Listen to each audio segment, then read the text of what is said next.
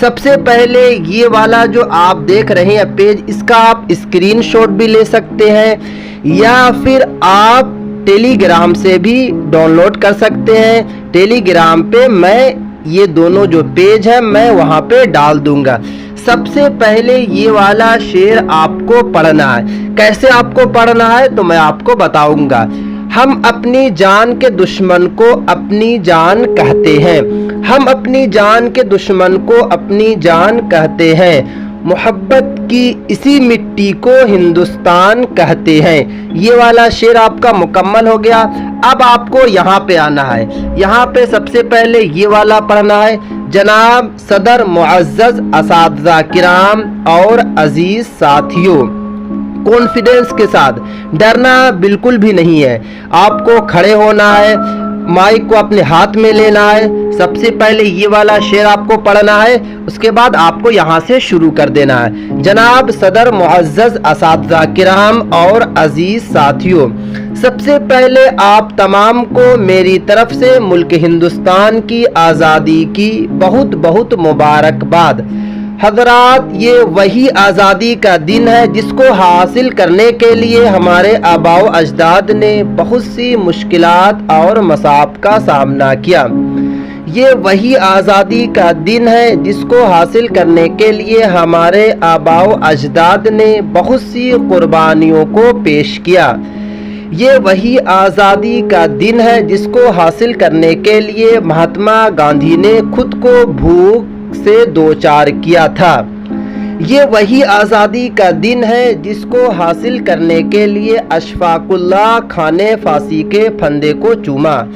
جب بھگت سنگھ کو پھانسی کے پھندے پر چڑھایا گیا تھا تو بھگت سنگھ نے اپنی زبان سے یہ الفاظ نکالے تھے، اب بھی جس کا خون نہ کھولا وہ خون نہیں پانی ہے۔ یہ والا شعر کو اب پڑھنا ہے آپ کو۔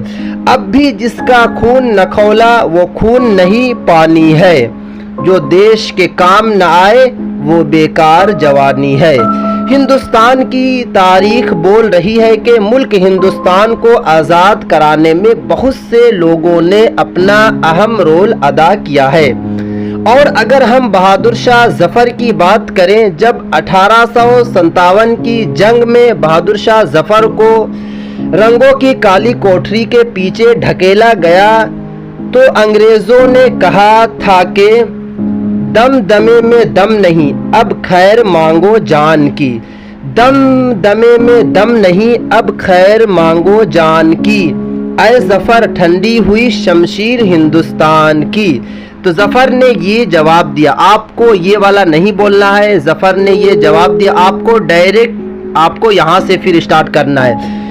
غازیوں میں بو رہے گی جب تلک ایمان کی، تختہ لندن تک چلے گی تبلیغ ہندوستان کی۔ یہ والا جو ورڈ ہے تھوڑا سا غلط لکھا ہوا ہے تو آپ کو تبلیغ پڑھنا ہے۔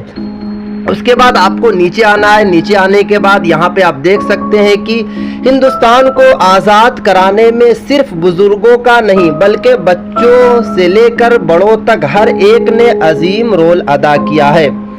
خودی رام بوس 17 سال کی عمر میں اپنی جان کو نچھاور کر رہا تھا۔ آج ہر طرف سے آپ کو مبارکباد دی جا رہی ہے، مبارکباد دی جا رہی ہے اور دیش بھکتی کا ثبوت دیا جا رہا ہے، لیکن حقیقت میں اصل دیش بھکتی وہ ہے جہاں پر ایک کسان تپتی ہوئی دھوپ کے نیچے پورے ملک ہندوستان کے لیے اناج کو پیدا کرتا ہے۔ اصلی دیش بھکتی یہ ہے کہ جب سرکاری ملازمین رشوت دیے بغیر کام کو اپنی ذمہ داری سمجھتا ہے۔ اصلی دیش بھکتی یہ ہے کہ ہمارے ملک میں رہنے والے ہندو، مسلمان، سکھ، عیسائی آپس میں مل جل کر دیش کے لیے پریم کا پرچار کریں۔ ہماری یہ خوش قسمتی ہے کہ ملک ہندوستان میں ہندو بھی پیدا ہوئے، مسلمان بھی پیدا ہوئے، سکھ بھی پیدا ہوئے، لیکن سب سے بڑی بدقسمتی یہ ہے کہ انسانیت پیدا نہیں ہوئی۔ اگر تمام مذاہب کو بھول کر امن کا پرچار ہونے لگا تو ہمارا ملک سج جائے گا، سنور جائے گا اور اس کا ڈنکا विदेश तक गूंजेगा।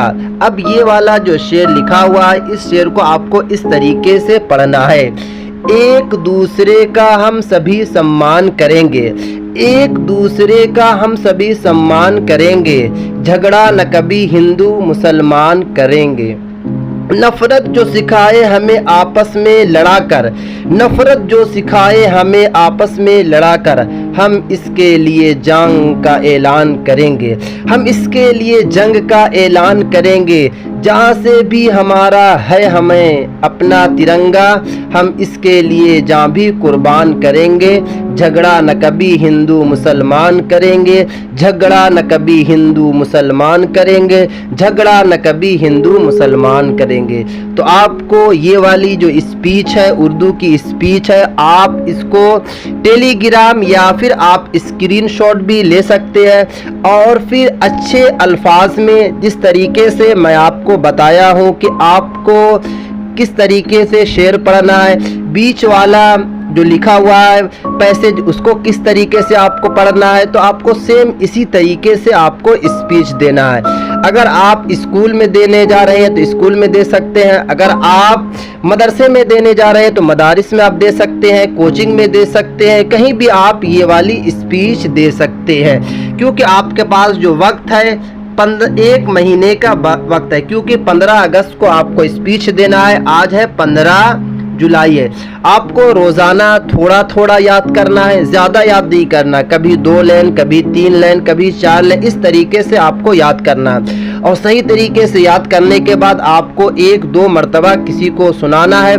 सही तरीके से आपको तैयारी करके जिस तरीके से मैं बताया हूँ आपको सेम वहाँ पर जाकर आपको स्पीच देना है।